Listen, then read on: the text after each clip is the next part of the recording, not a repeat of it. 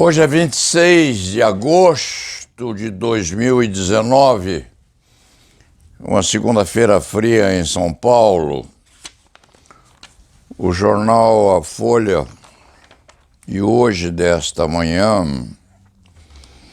traz notícias sobre protestos defendendo Moro e Deltan, atacando a lei contra abuso de autoridade. Este cronista afirmava semana passada que, com ou sem a lei referindo punição contra abuso de autoridade, as coisas não mudariam de forma alguma, porque já há na codificação penal o suficiente a que se puna uma ou outra autoridade por atos abusivos do poder.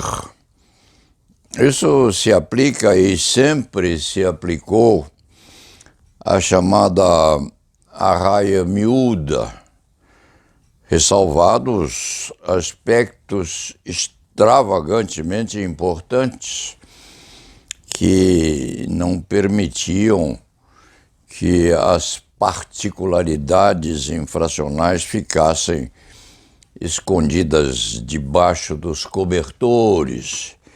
Sempre houve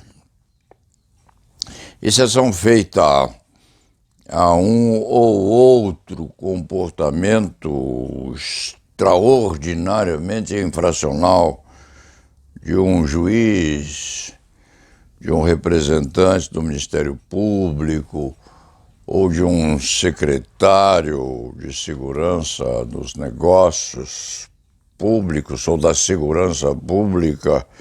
Exceção feita a uma peculiaridade dessas, nunca houve responsabilização de autoridade do chamado montanhismo do poder. Sempre surgiu alguma coisa em função da arraia miúda.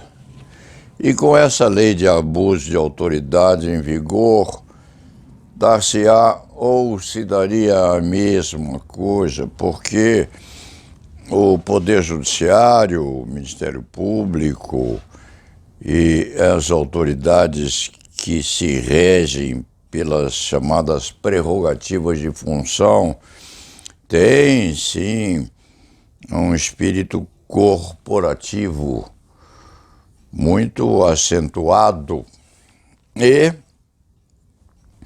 os assaltos à indenidade do povo e as liberdades individuais normalmente caem no vazio. Sempre foi assim e há de ser assim sempre. De forma que esta lei contra abuso de autoridade, posta ou não a vigir, não há de mudar aspecto importante no que acontece hoje. Repita-se, já há organismos repressivos adequados a que se possa agir em hipóteses análogas àquelas versadas no projeto em discussão. O que acontece é que há, sim, um corporativismo natural, imanente, básico na autodefesa, mesmo que isso seja examinado com a honestidade apropriada às provocações. É assim, há de continuar assim, com ou sem a vigência dessa lei em função do projeto ora em disputa. De maneira que esta afirmativa de existência de protestos defendendo Moro e Deltan e atacando lei contra abuso de autoridade. Essas manifestações aí hão de redundar em apoio a algo que, se e quando estiver em consonância com a vontade daqueles que pretendem proteger as autoridades, esses manifestos não hão de modificar coisa alguma, mesmo com a transformação do projeto em lei. No fim das contas, isso dá em água de batata.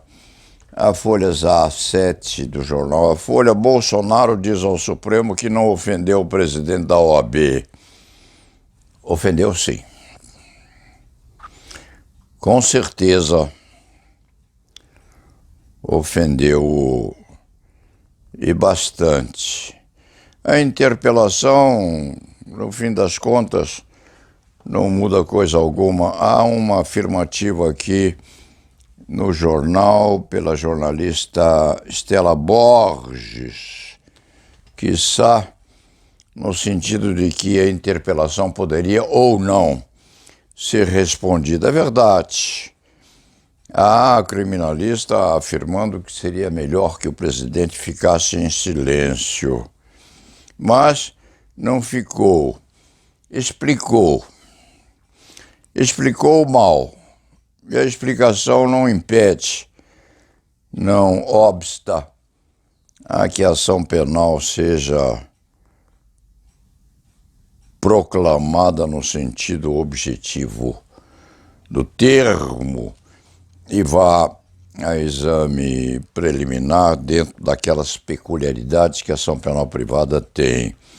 Provavelmente, o presidente da Ordem não se contentará com essa explicação e há de partir para um repique.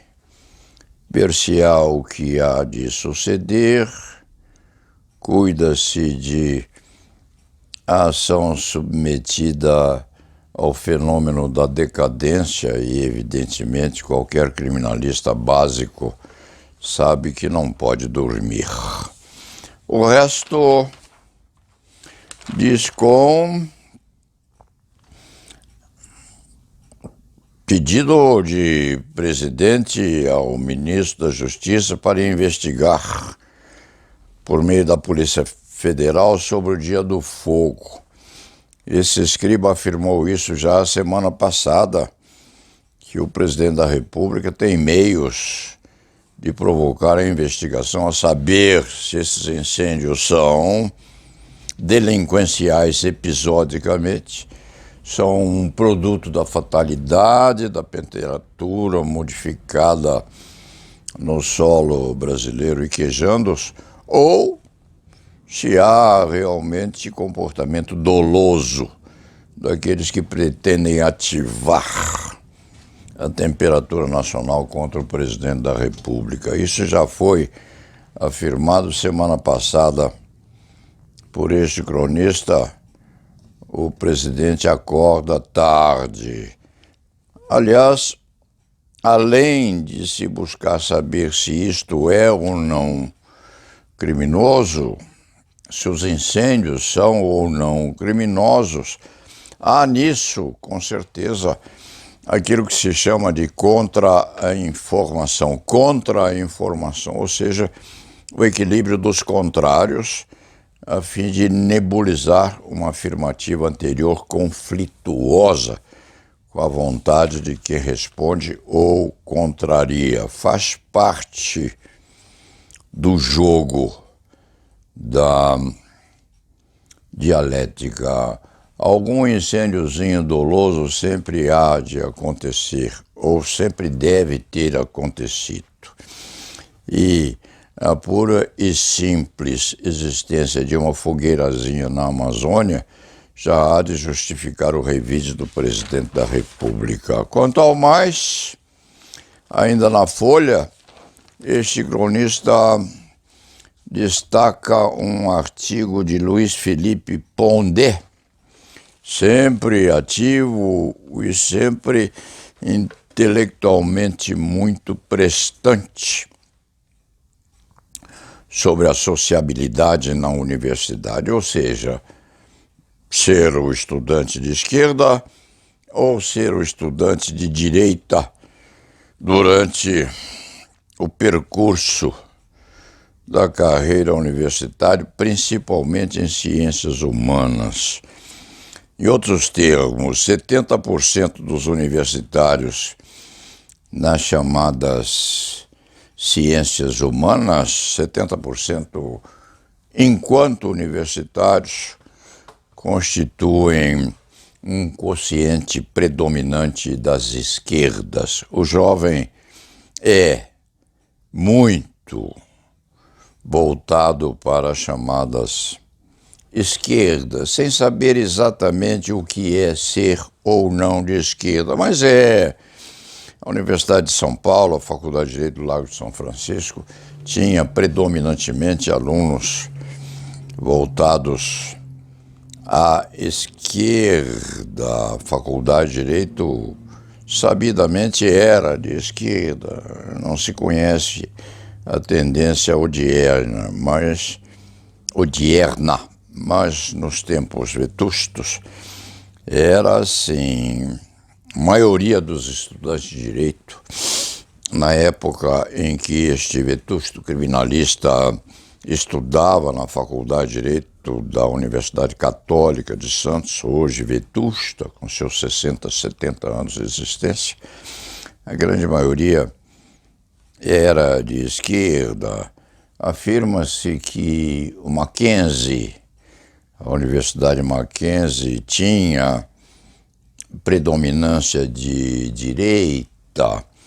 Este cronista não se anima a dizer nenhuma coisa nem outra, porque ser direita ou ser de esquerda na Universidade Mackenzie é consequência a escapar da visibilidade deste muito antigo professor de direito por aí.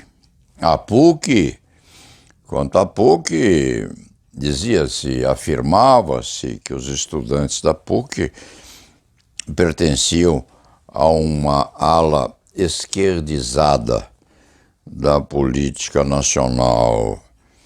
Não se vai a isto, não se chega a ponto algum com uma afirmativa dessa estirpe. Diz Pondé, entre alunos de humanas, ser de esquerda facilita coisas como festas, viagens, comer colegas e formar um colega que não fizer parte dessa sociabilidade tende a ficar meio isolado. E o movimento estudantil é pura truculência. Afirma Pondé também usa uma metáfora sedutora. Não ser de esquerda numa faculdade de ciências humanas é mais ou menos semelhante a ser uma mulher de pastor que dá para um fiel da igreja do marido. E todo mundo fica sabendo. O que acontecerá com essa mulher, em outros termos? Não ser de esquerda em ciências humanas não é uma boa opção para merecimento de simpatia da consciência universitária circundante. Sim e não, mas Pondé, muito inteligentemente, fica em cima do muro quanto a uma opinião pessoal.